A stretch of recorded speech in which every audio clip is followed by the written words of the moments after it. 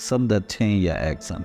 अगर आपको अपने झूठ छुपाने हैं तो शब्दों के जाल का इस्तेमाल करें, और अगर आपने आपको प्रूफ करना हो तो एक्शन का इस्तेमाल करें, क्योंकि शब्द माया है और आपके एक्शन हकीकत, जिसको कोई नकार नहीं सकता। और यही है 48 लॉज ऑफ पावर का 9वां law. Win through your actions, never through your arguments.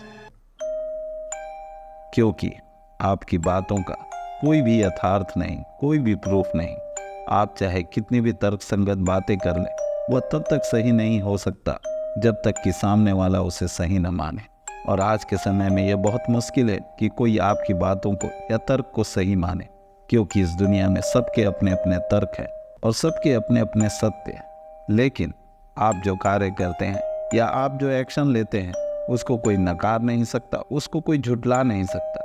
इसलिए दूसरों को अपने कार्यों के माध्यम से बिना कुछ कहे अपने आप से सहमत करवाना ज़्यादा प्रभावशाली है। इसलिए एक्शन ले, एक्सप्लेनेशन न दें। तो चलिए जानते हैं मैनिपुलेशन के उन 3 लॉ को जो लॉ नंबर 9 हमें सिखाती है। तो पहला लॉ है never argue with those who have the power to hurt you.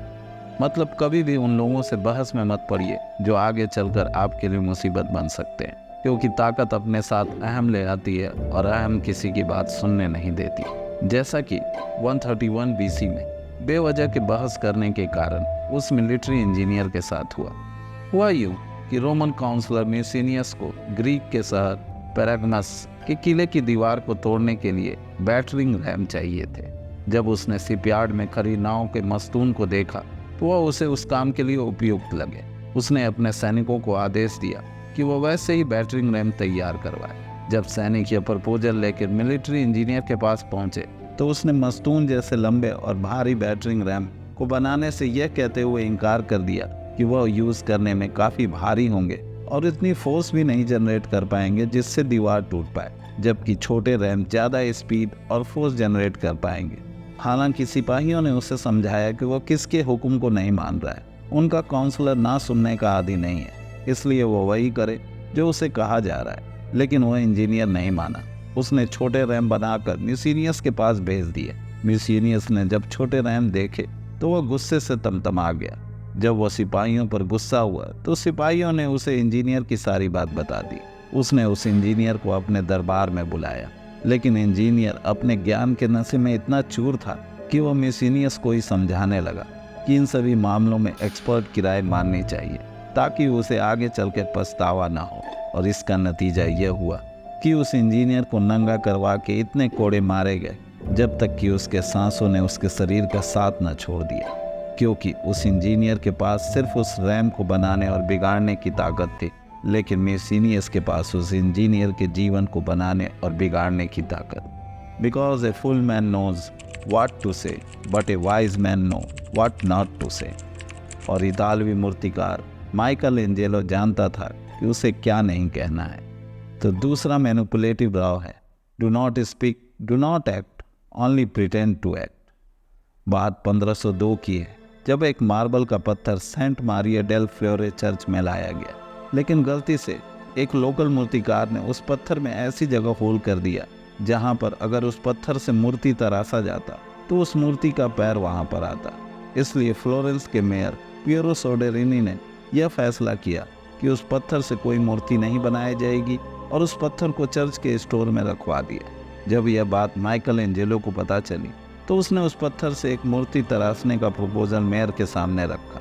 हालांकि सोडेरिनी ने माइकल एंजेलो को समझाया कि उस पत्थर पर काम करना वक्त और पैसे दोनों की बर्बादी है, लेकिन माइकल एंजेलो की ज़्यादा जोर देने पर वो मान गया। जब एक सप्ताह बाद एंजेलो उस मूर्ति को फाइनल टच दे रहा था, तभी सोडेरिनी वहाँ पर आया और उसने उस मूर्ति को देखने के बाद उससे कहा कि बाकी सब तो ठीक है, लेकिन उस मूर्ति की नाक बहुत लंबी है। माइकल एंजेलो ने उसकी बातों पर कुछ रिएक्ट नहीं किया। उसने उसे अपने पीछे आकर खड़े होने को कहा और अपनी छेनी और हथौड़ी से उस मूर्ति पर कुछ काम करने लगा।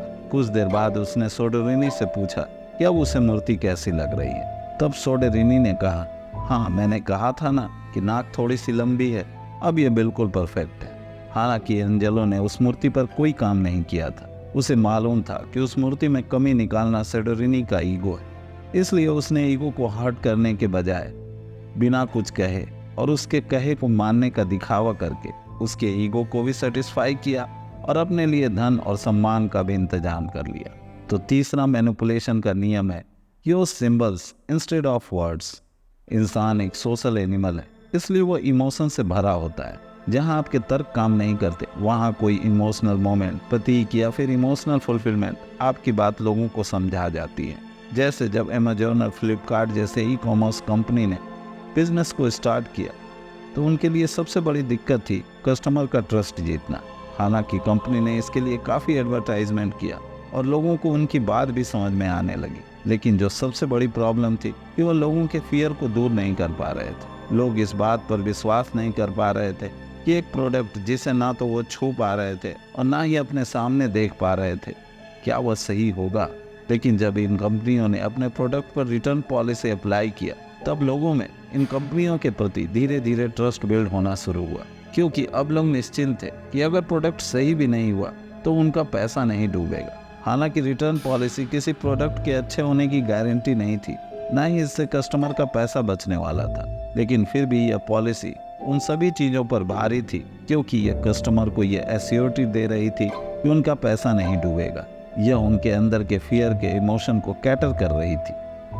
तो अब मुद्दा मामला ऐसा है भैया कि अगर आप यह सोच रहे हैं कि आपके पास उचित तर्क, फैक्ट या आप सही हैं इसलिए कोई आपकी बात मान लेगा, तो आप इस भुलावे से बाहर आ जाइए, क्योंकि यह दुनिया सेल्फ सेंटर्ड लोगों से भरी हुई है जो ये कभी मान नहीं सकते कि आप सही हैं या आप जो कह रहे हैं वह आप करेंगे या आपने किया है, जब तक कि आप उसे कर नहीं देंगे। इसलिए लोगों का मुंह बंद करना है तो बोल कर नहीं, करके दिखाइए। Thank you and best of luck.